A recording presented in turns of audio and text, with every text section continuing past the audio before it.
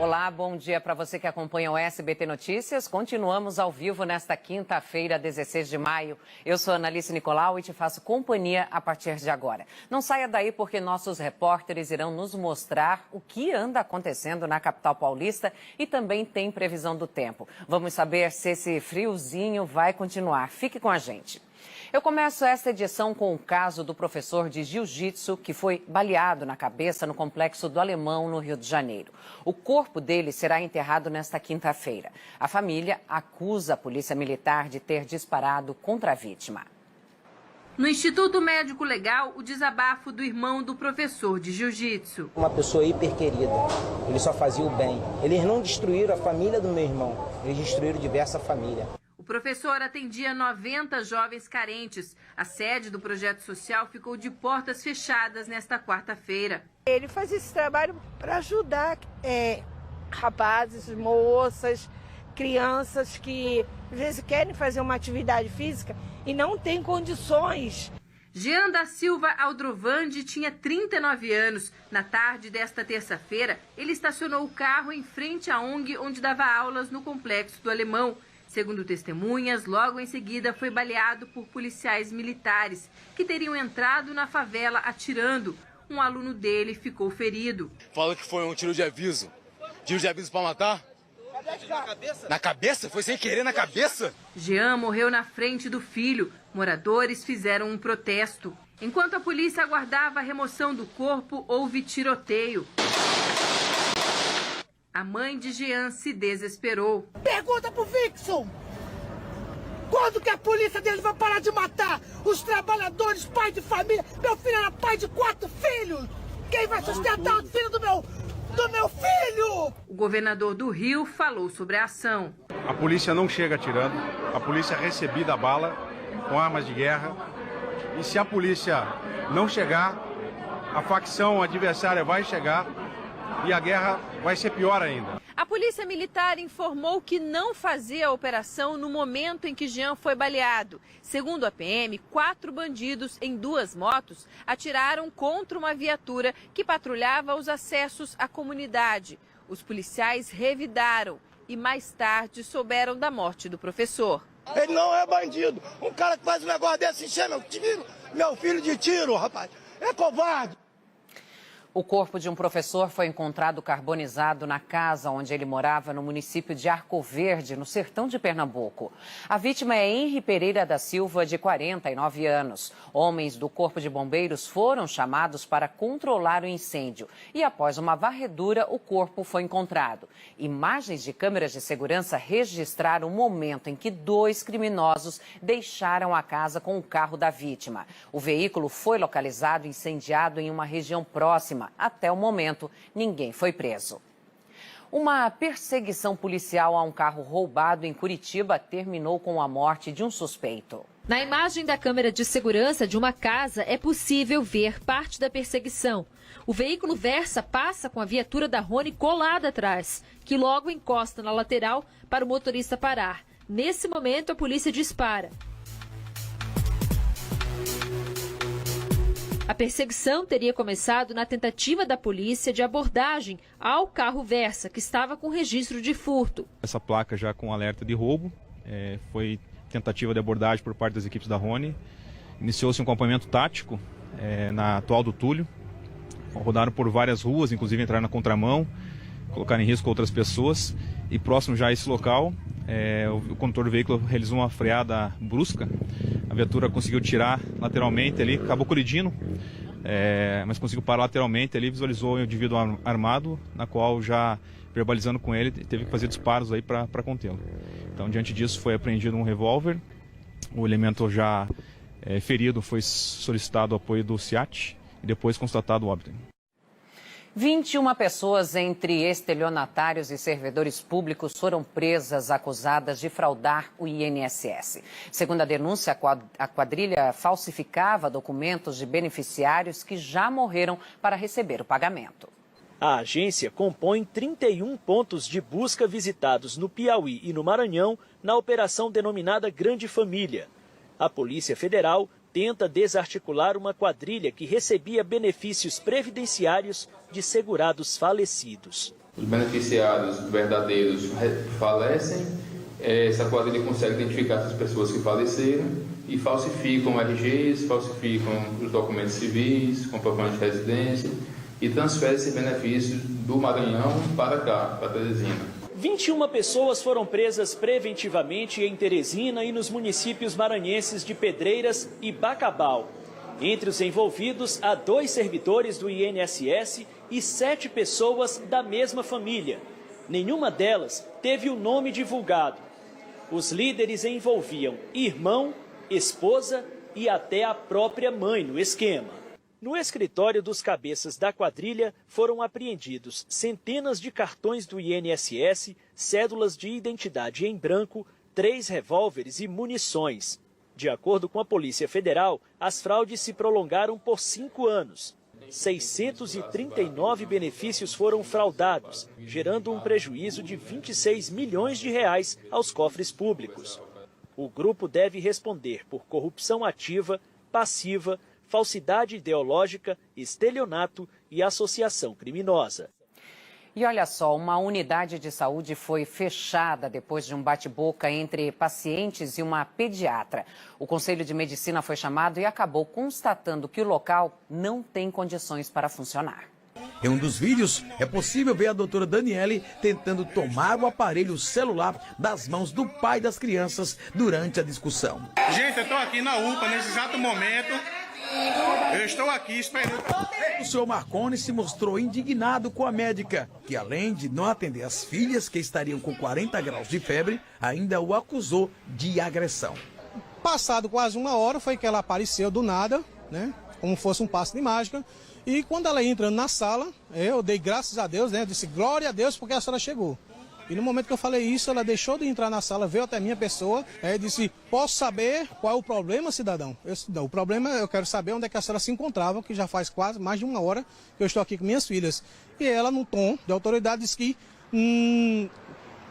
eu não tinha o direito de saber sobre a vida particular dela. Com a confusão e a denúncia de agressão, uma equipe do CRM, liderada pelo Dr. João Alberto, esteve na UPA. Houve agressão verbal, não houve agressão física.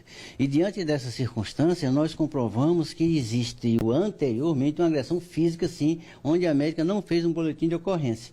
Inclusive, ela tinha sido agredida no rosto. Depois de ouvir o relato da médica e de outros funcionários, decidiu pela interdição da unidade hospitalar, que para ele o local é insalubre e não oferece condições mínimas de funcionamento, como também a falta de segurança para os profissionais que lá trabalham. Nós encontramos aqui uma UPA extremamente deficitária, com falta de monitorização, com falta de roupa de cama, com falta de um setor que possa ser feita a esterilização, os exames muito demorados, não tem oxímetro, não tem bomba de fusão adequada, não há a menor condições de uma UPA funcionar nessas condições atuais que a gente encontrou aqui. De que forma vocês vão tentar solucionar os problemas aqui elencados pelo Conselho Regional de Medicina? Será resolvido o quanto antes, porque ele mesmo concorda que tem que funcionar. Peritos analisam as condições de segurança do local onde um caminhão-tanque que passava por manutenção explodiu, matando 2 pessoas em Duque de Caxias, na Baixada Fluminense. A explosão de um caminhão-tanque dentro de um pátio de uma empresa de soldas de veículos que transportam combustível matou 2 pessoas. As investigações mostram que a explosão aconteceu quando um caminhão estava sendo soldado.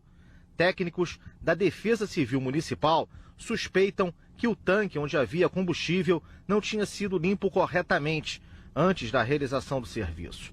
A solda, em contato com resíduos de combustível, deu combustão para a tragédia. O estouro provocou deslocamento de ar, afetando as casas ao redor. Todo o local foi isolado para uma perícia e análise de segurança de técnicos da Defesa Civil que visitaram as casas para avaliar os danos deixados pela explosão. Um susto para os moradores. Foi uma explosão que eu corri, cara. Eu pensei que foi o botijão de mercado que estourou. Uma explosão muito forte. Eu nunca tinha visto algo igual aqui nesse lugar. As 2 pessoas que morreram estavam no pátio, onde acontecia o reparo do caminhão-tanque. Uma delas é o soldador João Paulo da Silva Matos, funcionário da empresa. Ele executava o serviço. e por causa desse impacto o corpo foi arremessado a uma distância de cerca de 100 metros. A outra vítima fatal é Antônio Paulino de Souza, que tinha 60 anos. As autoridades agora investigam em detalhes as causas da explosão e procuram saber quais eram as verdadeiras condições de segurança de trabalho da empresa. Os investigadores estudam a responsabilidade e avaliam as consequências nas áreas civil e criminal. Se foi acidente ou não, se havia risco ou não, devido às condições operacionais da empresa, somente um laudo pericial dirá. E dependendo do resultado, o proprietário que não foi encontrado pela nossa reportagem deverá ser responsabilizado por crime culposo, quando não se tem intenção de matar. A conclusão sai em 30 dias. E foi preso na noite desta quarta-feira o homem que teria matado a filha e a enteada em São Paulo. A repórter Amanda Campos acompanha esse caso e conversa com a gente ao vivo. Amanda, bom dia. Como é que a polícia chegou até o suspeito, hein? Por meio de um trabalho de inteligência liderado pela seccional aqui de Guarulhos. Bom dia para você, Analice, e para todo mundo. Olha só, até para a gente que já está acostumado a cobrir essas notícias policiais há tantos anos, é difícil dar essas informações, Analice, sobre um crime tão cruel. Bom, o Cleiton de Almeida Jesus, de 34 anos, ele foi preso em Santos, no litoral sul, dentro de uma igreja. Os policiais descobriram o paradeiro dele e foram até lá efetuarem ali essa prisão. Bom, ele foi encaminhado aí para a seccional, conversou com o delegado. O que ele disse? Que ele fez isso, ele matou a Priscila Beatriz Tavares Almeida, a filha dele de 4 anos e também a enteada, a Ediemily Giovana Tavares da Silva, de 8 anos. Por quê? Porque ele teria descoberto aí um caso amoroso da companheira dele, a Priscila Tavares. Bom, ele teria enviado então uma mensagem para a Priscila e também para o suposto amante dela, dizendo que mataria as crianças e também o filho desse homem, desse amante dela. Ela saiu ali do trabalho, foi correndo para casa e aí encontrou as 2 crianças em um quarto. O que choca bastante a gente, Analice, é que esse homem teria asfixiado as 2 crianças aí com as próprias mãos. A polícia agora quer saber se ele agiu sozinho, se teve algum comparsa nessa história. Ele soube da traição por meio de uma igreja. Os 2 se converteram recentemente e essa mulher, a Priscila, teria falado com ele que o casamento não estava bem, por isso teria o traído, pedido perdão. Ele disse que perdoaria a mulher se ela saísse do emprego, porque esse amante dela trabalharia com ela. Bom, ela se recusou a sair do emprego, então essa foi a maneira que ele achou para se vingar da mulher, Analice. Obrigada, querida. Mais informações, a gente volta daqui a pouco. A polícia prendeu um homem suspeito de envolvimento em um caso de feminicídio. Ele teria matado uma mulher com quem mantinha um relacionamento extraconjugal e colocado o corpo em uma mala. Pablo Danilo dos Santos, de 22 anos, foi preso no município de Paraty, no Rio de Janeiro. Segundo a polícia, ele fugiu para a cidade depois de ter assassinado a jovem Viviane Miranda, de 26 anos, no dia 24 de março. O crime aconteceu no apartamento onde ele morava, em Mauá, no ABC Paulista. Após o assassinato, ele colocou o corpo da vítima dentro do guarda-roupas e ligou para a esposa, pedindo que ela não voltasse para casa. Foi a própria mulher de Pablo que encontrou o corpo no local e acionou a polícia. O caso foi registrado como feminicídio. Uma jovem de 23 anos e o namorado foram assassinados a tiros dentro de casa na Baixada Fluminense. Os 3 filhos da mulher presenciaram o crime. O crime foi nesta casa, na comunidade Beira-Mar, em Duque de Caxias. Tainá Souza, de 23 anos, e Adilson dos Santos Portela, de 37, foram mortos com vários tiros enquanto dormiam. Os 3 filhos de Tainá, com idades entre 3 e 7 anos, viram tudo. Segundo testemunhas, 4 homens armados com fuzis e encapuzados invadiram a casa e mataram o casal. Uma das crianças conseguiu fugir e pediu ajuda à avó, que mora ao lado. Meu sobrinho pulou lá, tá na porta, demorei um pouco, não sei o que estava acontecendo. Quando abri a porta, chamei pelo nome dela, nada. No quarto do casal, tudo estava revirado. Os bandidos fugiram sem levar nada. As crianças ficaram em estado de choque. Quando cheguei lá, meu sobrinho todo couro regalado, Foi tiro, tio, foi tiro. O casal morava junto havia um mês, mas Tainá quase não falava sobre o companheiro. Segundo a família, Adilson era o alvo dos criminosos. Ele já havia sido condenado e preso 4 vezes por tráfico de drogas e estava em liberdade desde 2016. O alvo foi ele. Ela morreu com queima de arquivo. Atos nas ruas e paralisações em universidades e escolas marcaram o dia de protestos contra o bloqueio de verbas do governo para a educação. No Rio de Janeiro, manifestantes e policiais entraram em confronto e um ônibus foi incendiado. A multidão já estava indo embora quando manifestantes invadiram e picharam o monumento do Palácio Duca de Caxias, quartel-general do Comando Militar do Leste. Os militares do Exército usaram bombas de efeito moral para dispersar o grupo.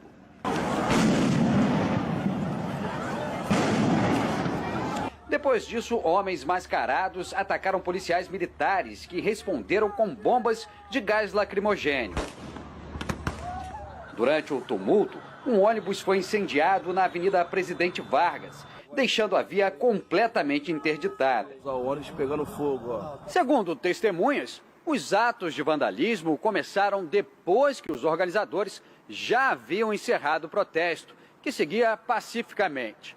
Pelo menos 10 pessoas foram presas na confusão. Cerca de 150 mil pessoas participaram do ato, segundo os organizadores. A Polícia Militar não divulgou a estimativa de público. A gente está defendendo uma escola pública de qualidade. A manifestação começou por volta das 3 da tarde desta quarta-feira.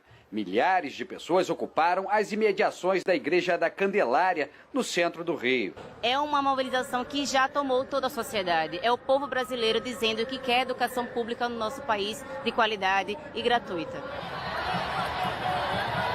De lá, a multidão seguiu com faixas e cartazes pela Avenida Rio Branco. De acordo com o Sindicato Estadual dos Profissionais de Educação, não houve aulas em cerca de 90% das escolas públicas do Rio. Revoltante, né? Já não se tem nada. As escolas já estão aí precárias. Eles ainda cortando mais verba. Eu quero que o meu país seja respeitado, seja grande, conhecido lá fora, pela qualidade do povo que ele tem, a educação que ele tem, do professor que ele tem. Sem conhecimento, nós não seremos nada. A manifestação aconteceu em mais de 200 cidades em todos os estados brasileiros, além do Distrito Federal. Em São Paulo, o protesto reuniu milhares de pessoas na Avenida Paulista. Cartazes em defesa de uma única causa: educação. A gente precisa disso hoje, agora, nesse momento. Manifestantes fecharam a Paulista, uma das avenidas mais importantes da capital. Segundo os organizadores, 35 mil pessoas estiveram no protesto. Professores se uniram contra o corte no orçamento das universidades federais e a suspensão das bolsas de mestrado e doutorado. O maior bem que nós podemos ter como país é a educação. Luísa estuda na USP, está no 3º ano de psicologia e teme o fim do incentivo às pesquisas. Os meus colegas, eles precisam de dinheiro para ajudar que eles estudem, precisam de bolsas universitárias. Não só alunos e professores de universidades federais vieram para as ruas. Os que trabalham e estudam nas escolas públicas e particulares também participaram das manifestações que aconteceram em todo o país. No Rio Grande do Sul, houve protestos em Porto Alegre e em cidades do interior. Na capital, a tropa de choque da Polícia Militar usou bombas de efeito moral para dispersar os manifestantes que interromperam o trânsito na região do campus. No Recife, uma multidão se reuniu em frente ao ginásio Pernambuco. Todas as universidades federais do estado aderiram à paralisação. Em Fortaleza, os estudantes colocaram carteiras na rua para bloquear a entrada da Universidade Federal e pintaram o rosto para ir à manifestação. Esse movimento é para reivindicar a educação, que não pode ser terceirizada. Em João Pessoa, na Paraíba, os manifestantes fizeram passeata pelas ruas da cidade e tiveram o apoio das pessoas que estavam nos prédios. No Pará, as universidades federais paralisaram as atividades. Em Belém, cerca de 10 mil pessoas participaram do protesto em frente ao Instituto de Ciências e Arte. Em Brasília, os manifestantes fecharam a esplanada dos ministérios para protestar a favor da educação. De acordo com a Polícia Militar, cerca de 6 mil pessoas participaram do ato. Estudantes colocaram fogo em bambus na tentativa de fechar a pista. Quando o protesto estava quase no fim, houve confusão e muita correria. 2 pessoas acabaram presas. O presidente Jair Bolsonaro, que está nos Estados Unidos para ser homenageado, criticou os manifestantes que protestaram contra os cortes na educação. A reportagem é da enviada especial a Dallas, Patrícia Vasconcelos.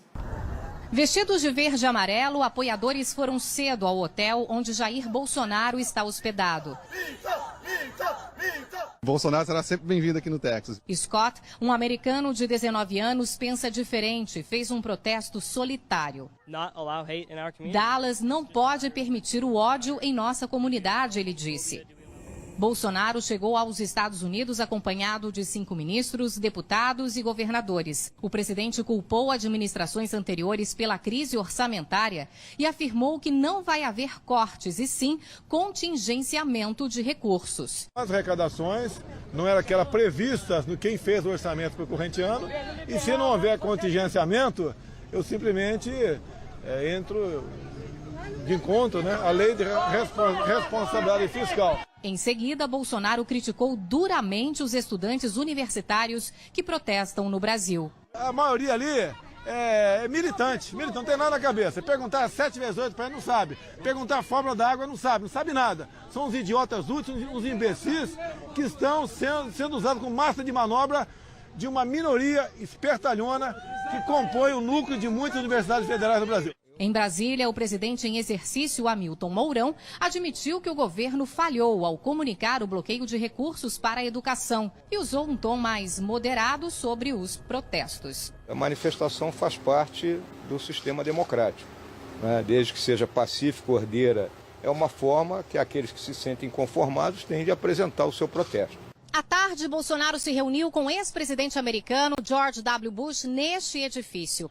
Os dois conversaram, entre outros assuntos, sobre a crise política na Venezuela e as eleições deste ano na Argentina. Nesta quinta-feira, Bolsonaro irá receber em Dallas a homenagem de personalidade do ano oferecida pela Câmara de Comércio Brasil-Estados Unidos, evento inicialmente previsto para ocorrer em Nova York. Depois do Museu de História Natural da cidade rejeitar a cerimônia e patrocinadores desistirem de apoiar a homenagem, um jantar de gala com cerca de 1.000 investidores, empresários e políticos foi, por fim, realizado num hotel na Times Square na noite desta terça, sem a presença do presidente. Sobre as críticas que sofreu do prefeito de Nova York, Bill de Blasio, que o chamou de ser humano perigoso, Bolsonaro declarou: como prefeito não me quis lá, e estamos sendo muito bem recebidos aqui, e o objetivo nosso da viagem será alcançado, aprofundar cada vez mais os laços de amizade e também de cooperação comercial com esse país que eu sempre amei desde a minha infância. Em Brasília, o ministro da Educação, Abraham Weintraub, foi ao plenário da Câmara dos Deputados esclarecer o corte. Foram 6 horas de sabatina e de tensão. Silêncio, por favor, por favor. Abraham Weintraub justificou o corte de mais de 3.000 bolsas de estudos. Disse que algumas áreas de ensino dão mais retorno com projetos do que outras. Aos deputados, o ministro da Educação afirmou que o bloqueio na pasta é resultado das gestões anteriores. Nós não somos responsáveis pelo contingenciamento atual. Nós estamos cumprindo a lei. A deputada Jandira Fegali, do PCdoB, afirmou que antes de ser ministro, Weintraub teria dito que comunista merecia levar bala. Ele respondeu: bala na cabeça, quem prega, não é esse lado aqui. E o clima esquentou quando Weintraub disse que quem cometeu o crime e está preso é o ex-presidente Lula. Deputados pediram a demissão do ministro. Alguns subiram até a tribuna e obrigaram o presidente da comissão a intervir. Peço ao plenário que se acalme. Eu já orientei o ministro, Deputada, calma. O deputado André Janones, do Avante, cobrou a atenção do ministro. Seu debochado Eu estou falando com você. Houve tumulto.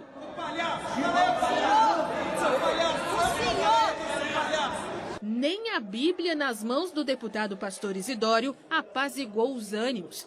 Abraham Weintraub também teve que dar explicações sobre o pedido que teria recebido por telefone do presidente Jair Bolsonaro para cancelar o corte na educação. O recuo foi desmentido pelo próprio governo, o que irritou os parlamentares que teriam presenciado a ligação. O presidente disse, olha, está suspenso o corte, contingenciamento, não quero nem saber. Se no final do ano não tiver dinheiro, ou para a educação, ou então vou me socorrer lá do parlamento, vou pedir ajuda dos parlamentares. Mais cedo, o ministro da Casa Civil, Onyx Lorenzoni, disse que não há corte, mas sim uma reserva de orçamento. E fez comparações. É que nem o pai que tem um salário, sabe que tem que comprar o vestido de 15 anos da filha, lá em outubro, mas ele está em maio. Aí ele vai vendo que vai entrando, que ele vai gastando, e pode ser que não dê. Então eu não vou sair para comprar churrasco, não vai ter cervejinha no final de semana, eu não vou trocar o tênis do João, porque lá eu tenho que comprar o vestido da Tereza. Onyx teria dito ainda que os líderes partidários haviam buscado vantagens políticas ao anunciar que Jair Bolsonaro teria desistido dos cortes. Agora pode ser o próprio ministro da Casa Civil próximo sabatinado pelos deputados. E o pedido veio de dentro do partido do presidente Bolsonaro. O líder do PSL na Câmara, deputado delegado Valdir, defendeu a convocação e cobrou explicações de Onyx Lorenzoni. Nós vamos convocar o ministro para que venha nessa casa e explique se nós recebemos uma mala de dinheiro, barras de ouro, cargos, o que nós recebemos como vantagem por anunciar uma suspensão de contingenciamento. Para a oposição, são muitos os sinais da fragilidade do governo no Congresso Nacional. Isso mostra como o governo está desarticulado e mostra que, no fundo, não é que o governo passe por uma crise, é o governo que gera crises. A chuva forte que atingiu Belo Horizonte e Manaus deixou ruas debaixo d'água nesta quarta-feira. Casas e comércios ficaram completamente alagados. Moradores gravaram vídeos mostrando a inundação dentro dos cômodos. Essa vez alagou tudo. Teve gente que perdeu móveis e eletrodomésticos. Numa galeria no centro da cidade, a água invadiu lojas e também causou prejuízos. Esse carro acabou preso e teve que ser empurrado. Ao todo, a Defesa Civil registrou 11 ocorrências. Na zona norte da capital amazonense, região mais atingida pelo temporal, parte de uma casa desabou e caiu no trecho de um rio. Em Belo Horizonte, a chuva também trouxe transtornos. Um córrego transbordou, provocando enchentes. A enxurrada levou veículos e deixou ruas intransitáveis. Em pouco mais de uma hora, choveu o dobro do esperado para todo o mês.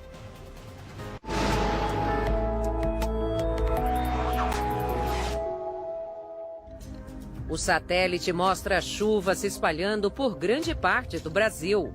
Um sistema de alta pressão leva ventos úmidos contra a costa e sustenta a chuva forte com rajadas de vento, desde Santa Catarina até o Espírito Santo. No interior do país, instabilidades em níveis mais altos da atmosfera favorecem fortes pancadas de chuva e condição para granizo e trovoadas entre o norte de São Paulo, Minas Gerais, Bahia, Tocantins, sul do Piauí e Maranhão. Enquanto isso, o tempo fica firme desde o Rio Grande do Sul até o Acre. Nestas áreas faz friozinho durante a manhã, mas o sol aparece. Em Curitiba, o dia amanhece frio e a máxima não passa dos 18 graus. Em Campo Grande, máxima de 25. Rio Branco faz sol e a máxima será de 28. Na capital paulista, a quinta-feira já começa com céu encoberto. O sol aparece de vez em quando, intercalando com a chuva. A sensação térmica será de frio e a máxima não passa dos 22 graus. Agora vamos às notícias internacionais. O presidente dos Estados Unidos, Donald Trump, assinou um decreto para tentar impedir empresas estrangeiras de espionarem o país.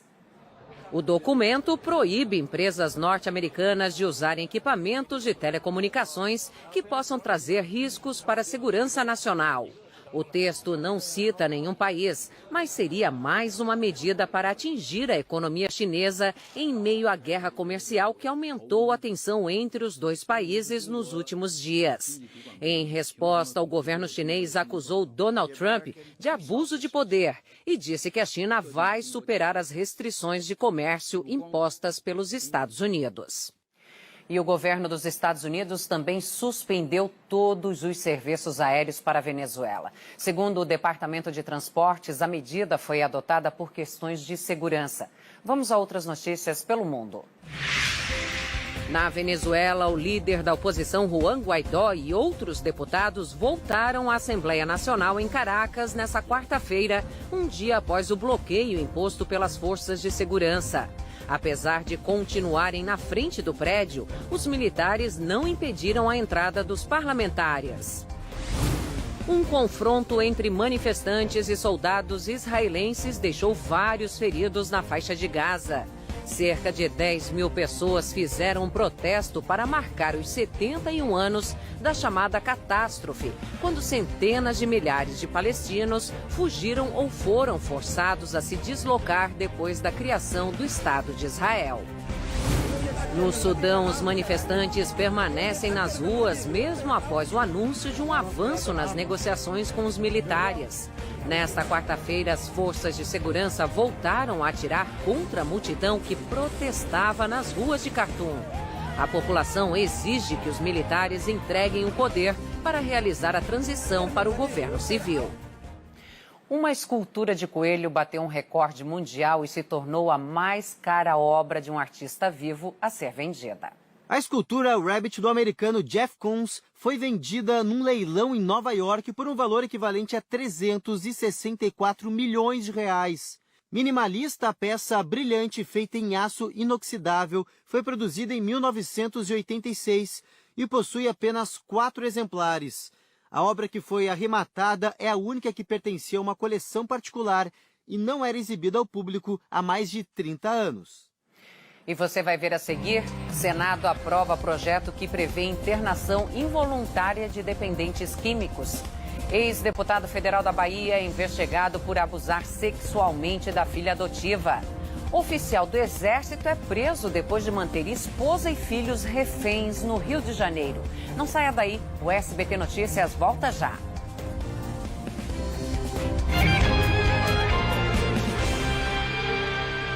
Galera, para tudo! Sábado tem Ellen Ganzaroli. Ah, é sobre mim? É sobre todos nós. Raul Gil. Você é uma menina de ouro. Glória Groove. Porque é uma drag queen. É um cara que se monta e aí tudo bem, é uma expressão artística. Neste sábado, 2h15 da tarde, programa da Maísa. Bom. Aqui, ninguém tem filtro. Mas se aplicar, fica mais divertido. Insônia, ansiedade e irritabilidade? Conheça Nervocalme. Com substâncias ativas de origem natural, Nervocalme auxilia no combate desses sintomas. Nervocal, você bem 24 horas.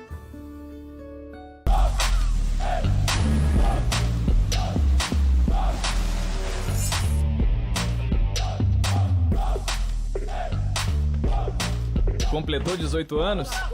Chegou a hora de viver uma nova experiência. Aliste-se nas Forças Armadas. O prazo vai até 30 de junho. Aliste-se já. Baixe o aplicativo do Exército ou acesse o site. Serviço Militar. Agora é a sua vez. Credibilidade é a base de um jornalismo de confiança. Hoje pela manhã não houve relatos de confrontos, mas encontramos uma população acuada pelo medo. Que se compromete diariamente a checar as notícias, apurar as informações e levar a verdade até você. Dos 5 últimos governadores eleitos do Rio de Janeiro, 4 estão ou foram presos. De segunda a sexta, 15 para o meio-dia, SBT Rio.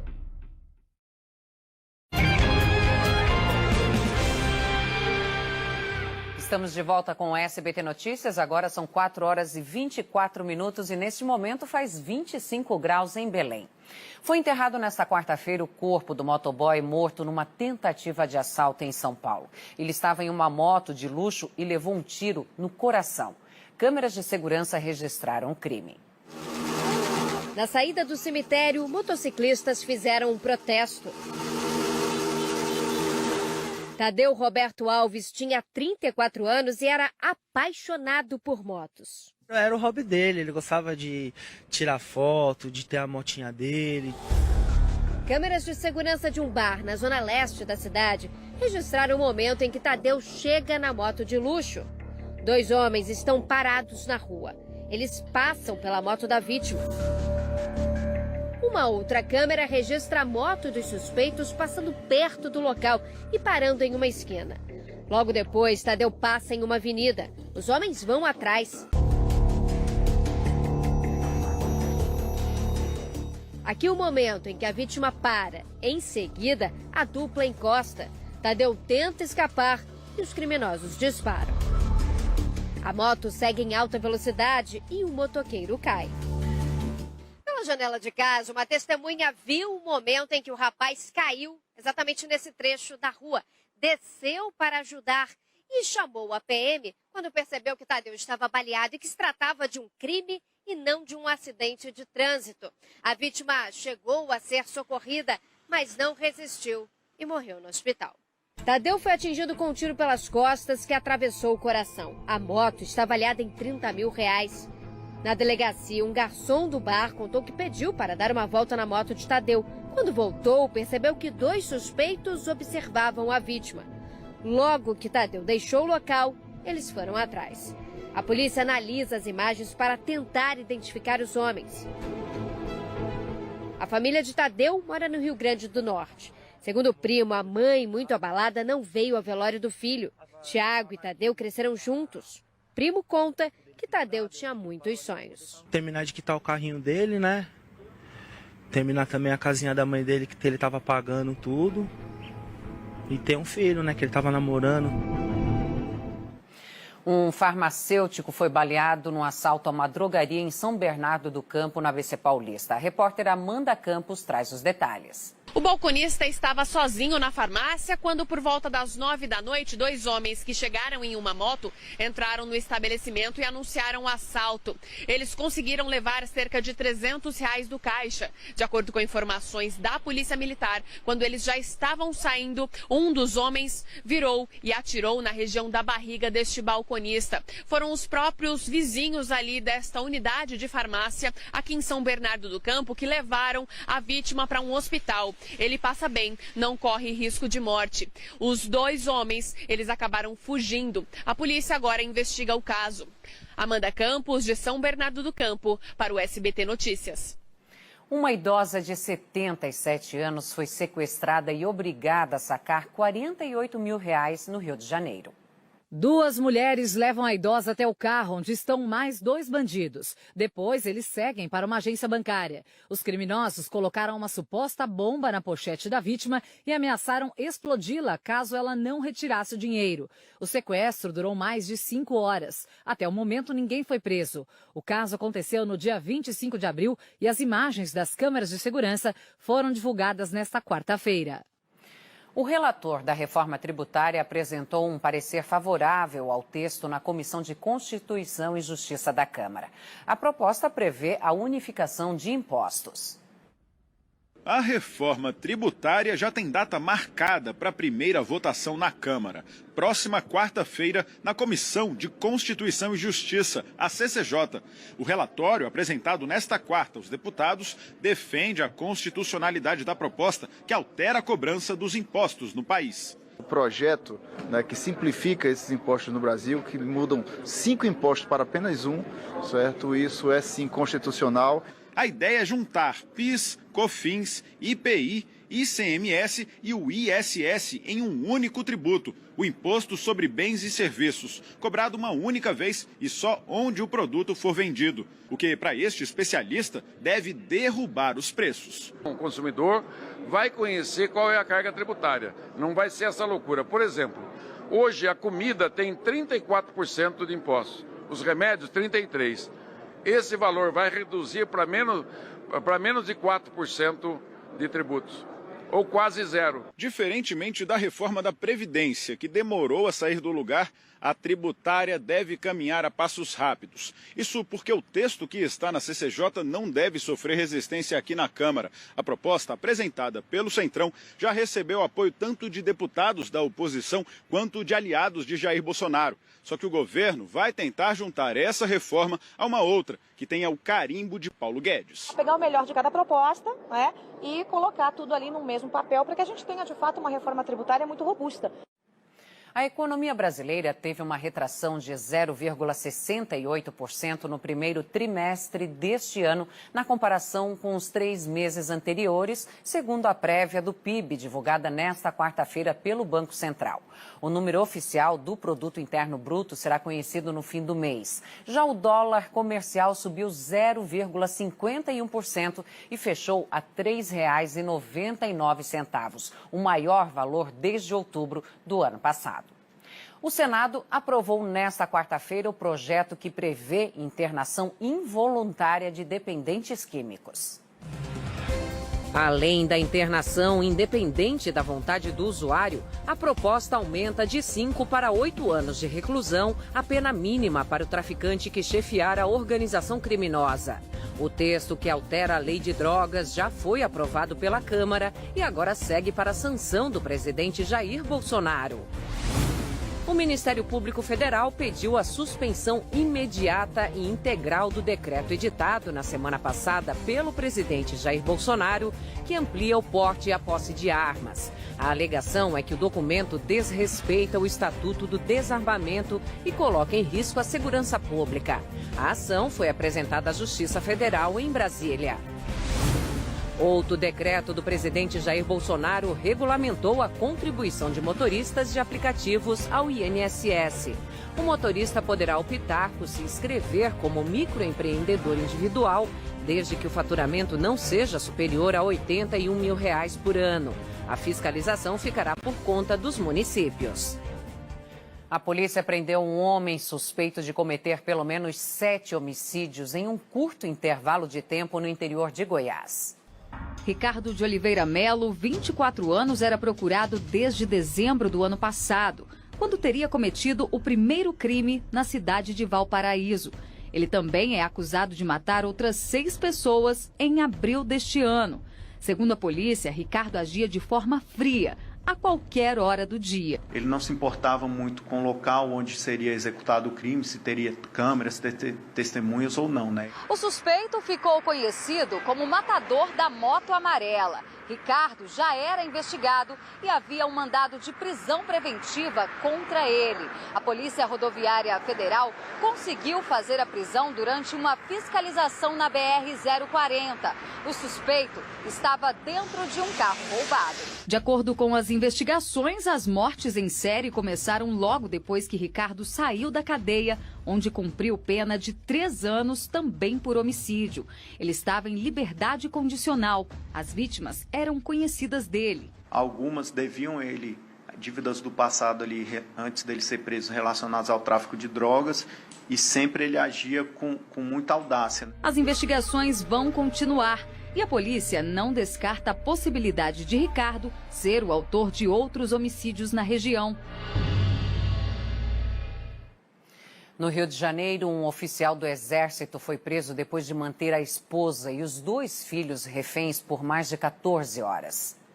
Tudo aconteceu dentro do apartamento da família em Cascadura, na zona norte do Rio. Policiais do Batalhão de Operações Especiais da PM foram acionados para o local, assim como atiradores de elite e negociadores. Aparato montado para tentar pôr fim a um drama que começou na noite desta terça-feira. Dentro do imóvel, o tenente-coronel do Exército, identificado apenas como André Luiz, fazia a mulher e os 2 filhos do casal, gêmeos de apenas 11 anos de idade, reféns. As negociações se arrastaram pela madrugada.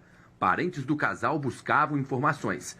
Esta amiga acredita que a mulher tentava se separar porque sofria ameaças do militar. Eu acho que pelo simples fato de ela, de repente, estar salientando a vontade de não estar mais com uma pessoa assim, entendeu? E ele foi cada vez se tornando mais agressivo. Ela tinha medo, ela falava, ele pode fazer isso, ele não vai fazer não, ele pode fazer sim, ele pode fazer.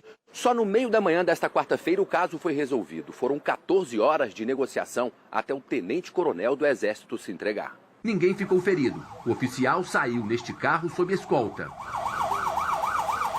É alguém que demonstrou um descontrole diante de um problema familiar, que isso é uma questão pessoal dele, vai ser abordado pelo Exército Brasileiro. André Luiz e a esposa prestaram depoimento nesta delegacia. De acordo com o Comando Militar do Leste, o oficial permanecerá no Hospital do Exército à disposição da Justiça. Exclusivo. A polícia investiga o ex-deputado federal Luiz Carlos Bassuma por abusar sexualmente da filha adotiva na Bahia. A denúncia foi feita pela ex-mulher de Bassuma. Ele nega o crime e diz que é vítima de vingança por causa do divórcio. O drama dessa mulher começou no final de 2017, quando ouviu um relato assustador da filha de 4 anos. Ela falou, papai disse que eu precisava ter um patinete, porque toda criança tem um patinete. Aí eu disse que queria, ele disse que então para eu ter o patinete, que eu precisava fazer uma coisa para ele. Aí eu fiquei, que coisa, ela precisava lamber o piu dele. O pai é o ex-deputado federal Luiz Carlos Bassuma, de quem a Ilha está separada há 2 anos. Juntos, adotaram a menina, ainda bebê. Segundo a Ilha, o político teria abusado sexualmente da própria filha diversas outras vezes.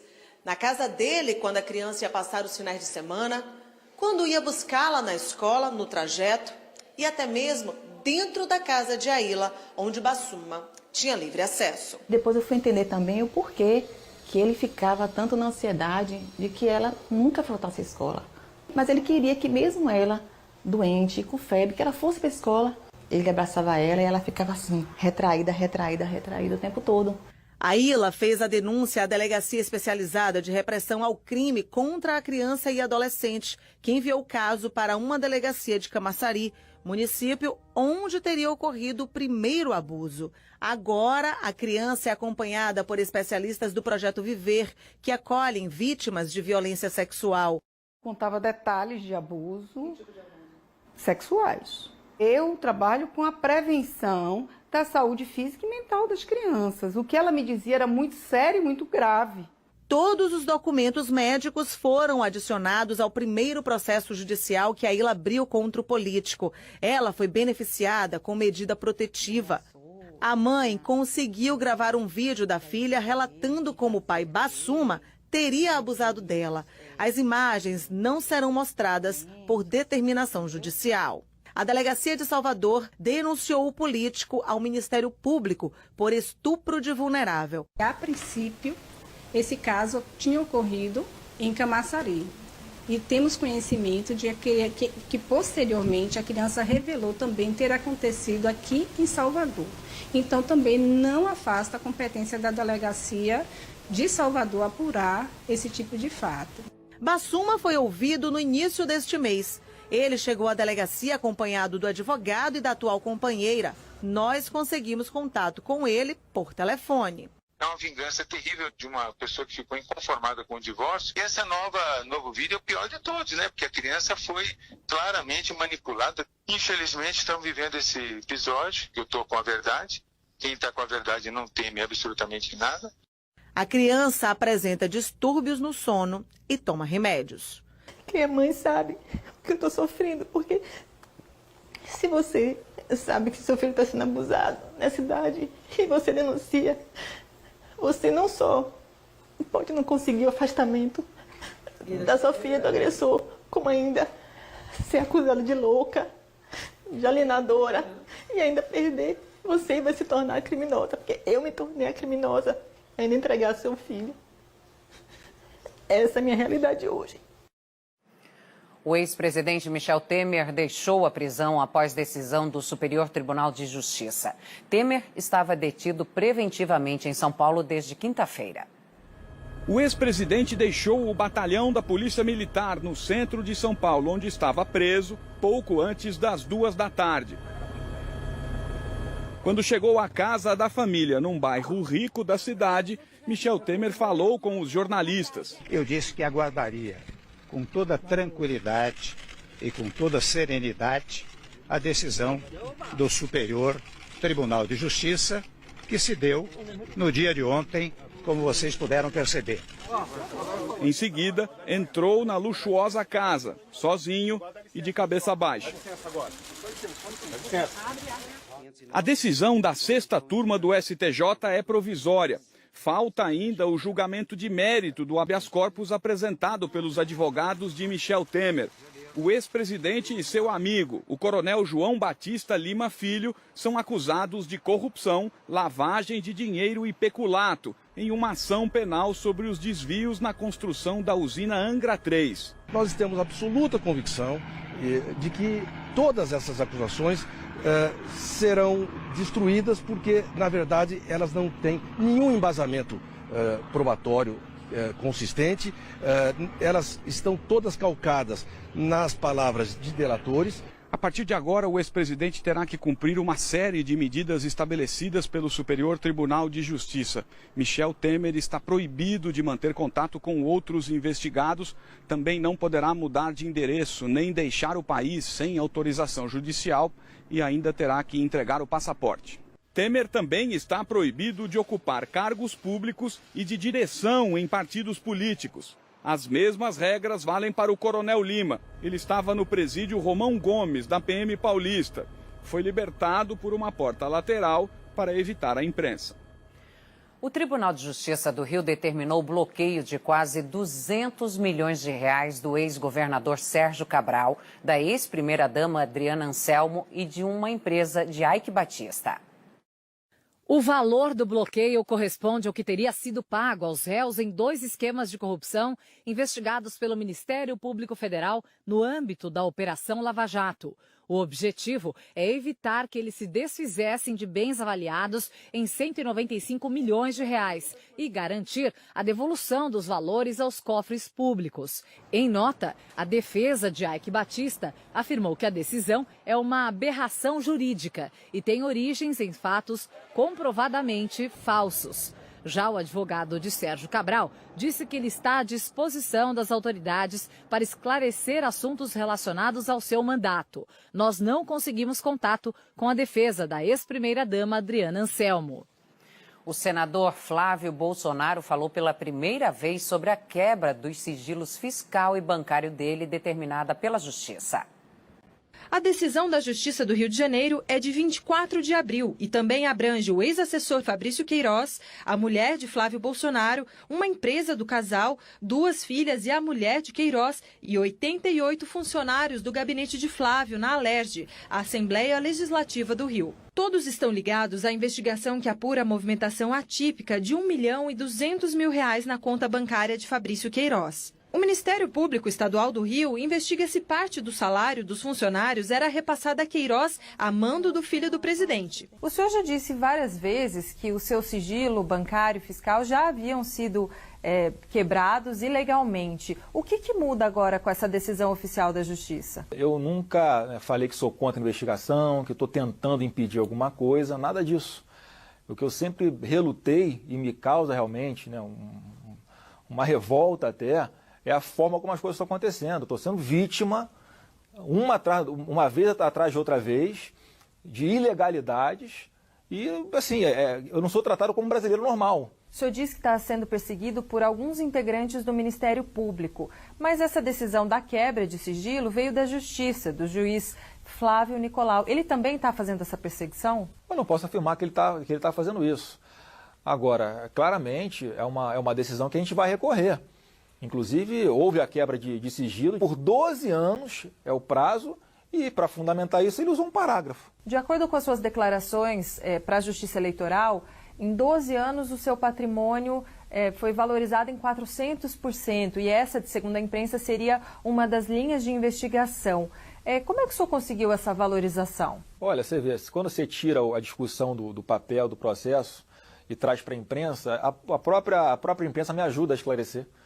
Você vê nessa linha, porque entrevistaram algumas pessoas com as quais eu negociei imóveis, elas falaram, olha, eu quis comprar, ele quis vender, Ele teve a boa oportunidade e nós fizemos negócio. Onde o senhor acha que as investigações querem chegar quando nesse rol de pessoas ligadas ao senhor estão incluídas também na quebra de sigilo a mulher e a filha do ex-PM Adriano Magalhães, que é apontado como integrante de milícia? Olha, em primeiro lugar, pessoas que trabalhavam no meu gabinete, normalmente. Agora, o que elas fazem da porta para fora, eu não tenho como saber, eu não tenho como controlar. Há uma tentativa, sim, de algumas pessoas de querer me vincular à milícia. Eu já cansei de falar várias vezes, sou totalmente contra a milícia, nunca apoiei milícia na minha vida, sempre apoiei policiais. O Ministério Público do Rio de Janeiro informou em nota que Flávio Bolsonaro, quando era deputado estadual, foi convidado a prestar esclarecimentos e apresentar documentos. E negou que exista ilegalidade na condução e na tramitação do caso. E vamos falar de futebol? 3 jogos abriram as oitavas de final da Copa do Brasil. No Rio de Janeiro, o Fluminense recebeu o atual campeão Cruzeiro, que saiu na frente. Após bobeada da defesa carioca, Pedro Rocha marcou para os visitantes. Poucos minutos depois, o time da casa teve um gol anulado. Nos acréscimos, após levantamento na área, a bola sobrou para João Pedro empatar. Final, Fluminense 1, Cruzeiro também 1. No duelo das maiores torcidas, o Flamengo foi até São Paulo enfrentar o Corinthians. William Arão, de cabeça, fez o gol do clube carioca. Final, Corinthians 0, Flamengo 1. Com o resultado, o Flamengo pode até empatar no jogo de volta, que ainda assim estará classificado. Mais cedo, em Minas Gerais, Atlético e Santos até tentaram o gol, mas não saíram do 0-0. E olha só, nos Estados Unidos, um idoso morreu após ser empurrado de um ônibus. As imagens de uma câmera de segurança mostram o momento em que uma mulher empurra o homem de 74 anos para fora do ônibus. O caso aconteceu no dia 21 de março, mas a polícia de Las Vegas decidiu divulgar o vídeo só agora, para tentar localizar as testemunhas. Segundo a investigação, o idoso tinha pedido para a mulher ser mais gentil com as pessoas momentos antes de ser empurrado. Ele bateu a cabeça na calçada e acabou morrendo no hospital um mês depois. A agressora foi presa na semana passada, acusada de homicídio. E um piloto sobreviveu à queda de um helicóptero em Nova York. A aeronave caiu no rio Hudson, próximo a um heliponto de Manhattan. Apenas o piloto estava a bordo. Ele foi socorrido com ferimentos leves. Uma outra pessoa que tirava fotos no rio no momento da queda também ficou ferida. As causas do acidente são investigadas. E um avião de pequeno porte caiu numa área de difícil acesso em Campo Grande. O piloto e a esposa dele, que também estava na aeronave, morreram. O acidente aconteceu a 500 metros do aeroporto. O monomotor Bonanza caiu de bico. A parte da frente, onde estavam as vítimas, fez um buraco de 1,5 metro de profundidade no chão e o avião explodiu com o impacto. Logo depois, começou um incêndio. Bombeiros foram acionados para o combate às chamas. Este piloto estava no hangar ao lado e presenciou o acidente. Ele deu umas 5, 6 voltas, a baixa altura mesmo, colado com as árvores. Aí, fração de segundo antes de bater, houve uma acelerada. Eu tive a impressão que ele deve ter batido a mão no passo de hélice. Aquela acelerada e já bateu e só aquela lavareda de fogo. Uma perícia da Polícia Civil foi feita para a retirada dos corpos que ficaram presos às ferragens. Bombeiros precisaram usar então pás e também equipamento para corte de metal para que pudessem remover os corpos. Depois de 1 hora de trabalho, os corpos foram retirados. Pedro Arnaldo dos Santos, de 67 anos, era médico ginecologista e tinha muitas horas de voo. Era considerado um piloto experiente, com mais de 20 anos de prática, e a aeronave estava com a documentação regular. Pedro viajava com a esposa, Silvana Maria Piso dos Santos, de 65 anos, para uma fazenda do casal no Pantanal Sul-Mato-Grossense. Ela não costumava acompanhar o marido nessas viagens. E quem já está pelas ruas da capital paulista é a repórter Fernanda Trigueiro.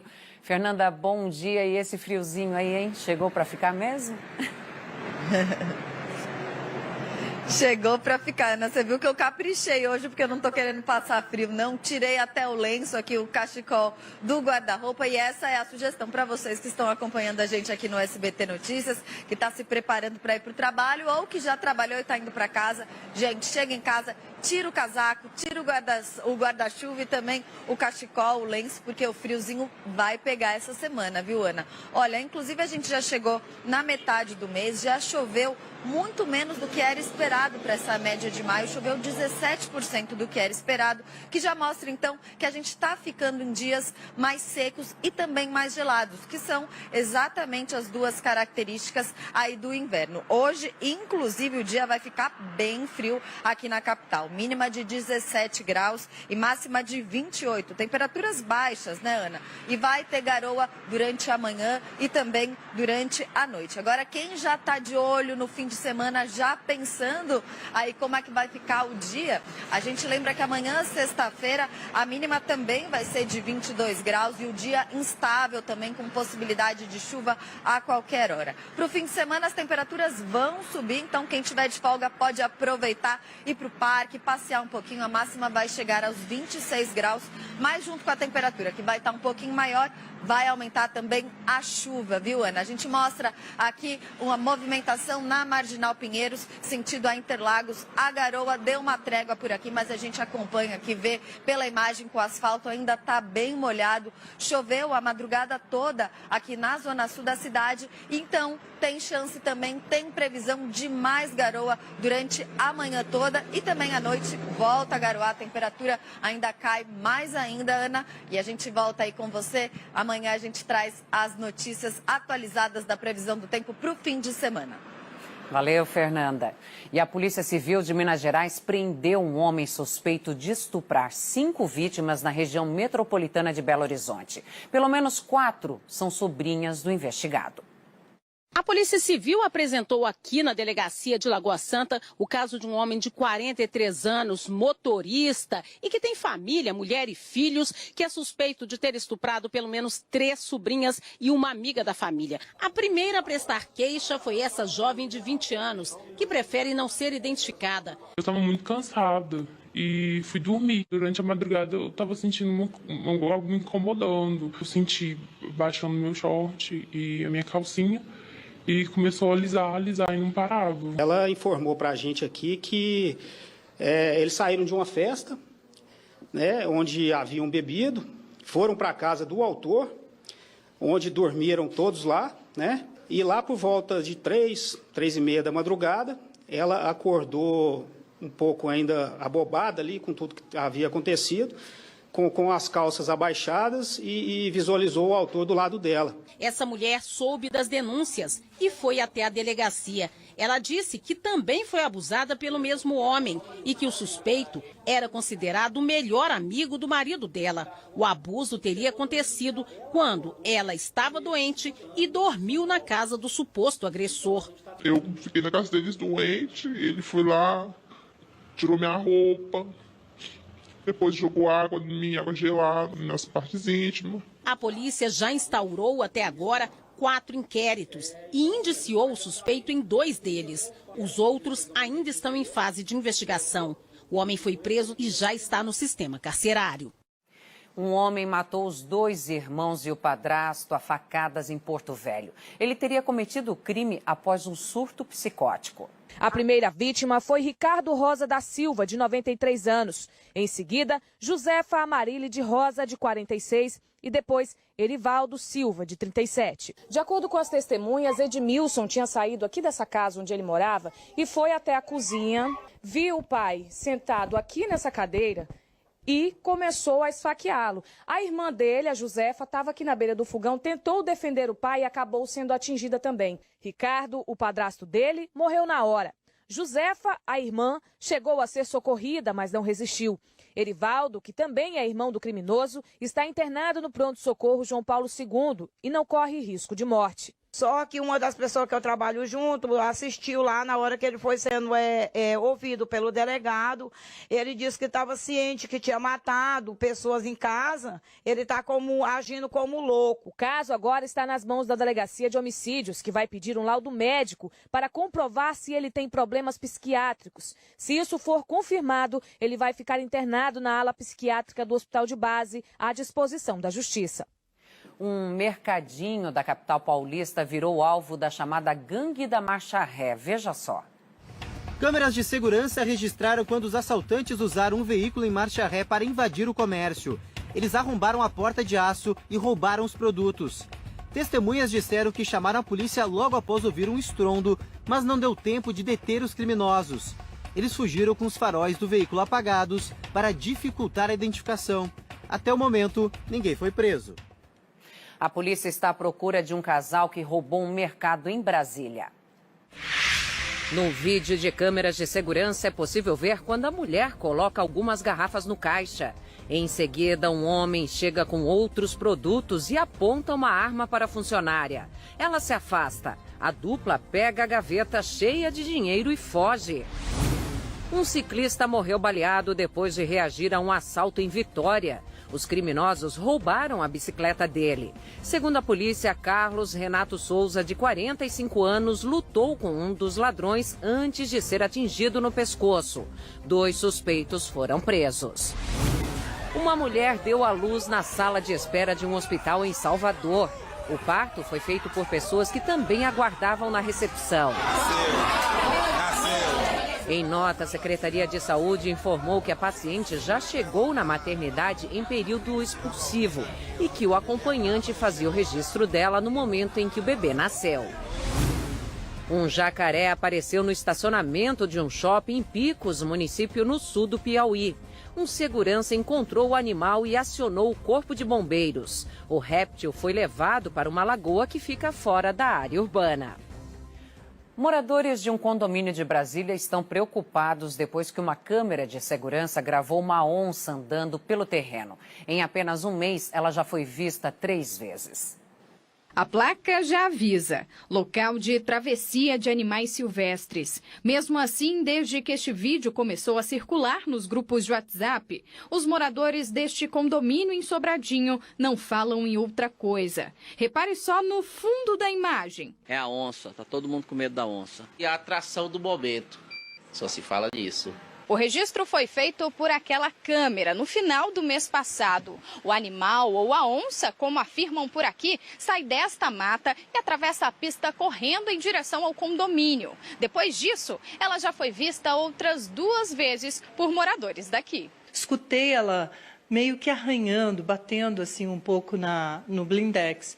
Eu achei o barulho estranho e vim dar uma olhada. Aí com a lanterna do celular, eu vi que era uma onça. O síndico acionou o batalhão ambiental que já esteve aqui conversando com os moradores. Conforme a polícia ambiental, não é um animal agressivo desde que não seja provocado ou acuado. Depois de analisar a imagem, a polícia acredita que se trata de uma onça parda, que sai perambulando em busca de comida. É um animal de hábitos noturnos, é um animal que anda muito, tem um território delimitado muito grande, mas e é difícil desse animal se perder. Provavelmente a melhor hipótese a ser tomada é que estava em busca de alimentação.